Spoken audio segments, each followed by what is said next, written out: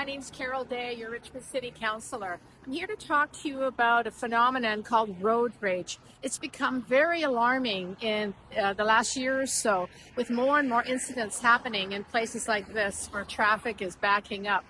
So this happened to me about 30 years ago. I was driving on this road. This is Shell Road, where you merge once you get to the merge point. And as I was merging, the woman behind me started losing her mind. She was waving her arms and yelling and using a air pistol to try to threaten me. And I couldn't understand why she was so upset. At any rate, we got down Shell Road, and then we got to over here, the Westminster Highway light. And when we got to the Westminster Highway light, believe it or not, she got out of her car. She started banging her hands on my window. She started kicking the side of my car. I couldn't believe it. Thank God my doors were locked, because she actually tried to open the door. I was shocked. I had never seen such behavior before. So what I did was I made note of the make and model of the car, the color of the car, what this woman looked like, and then I backed up and got the license number. And then I left. I didn't get out of my car because I didn't know what she was capable of. I was very, very afraid. So a short time later, I drove to the Richmond RCMP station, where I filed a report.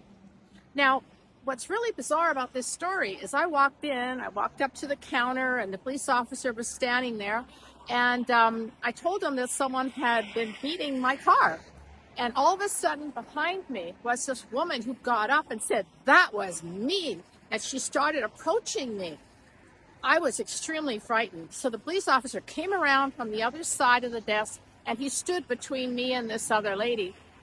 And he said, "Okay, I want to see your car." I said, "Absolutely." So we went downstairs, and he could actually see the hand marks on the window. He could also see the kick marks and scuff marks from her shoes on my car. So he knew that she had been beating up my car. So he asked me if I wanted to press charges. And I said I'd rather not, but I do want her to get the help she obviously needs. Anger management doesn't begin to describe this woman's behavior. And this is a lady in a suit. She looked like a real estate agent.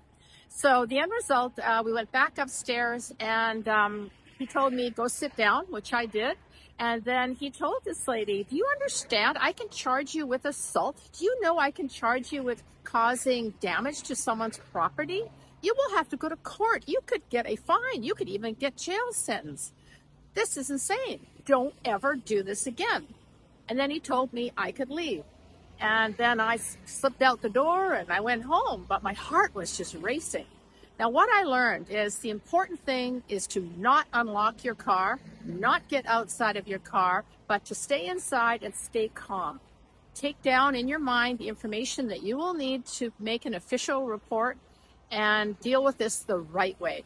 And the right way is letting the police take care of it for you. So in the end, it was a happy ending. I'm sure she got some well-needed help.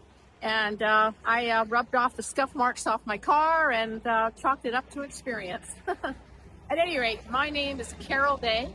I'm your Richmond City Councillor, and I hope you stay safe on the roads. Bye for now.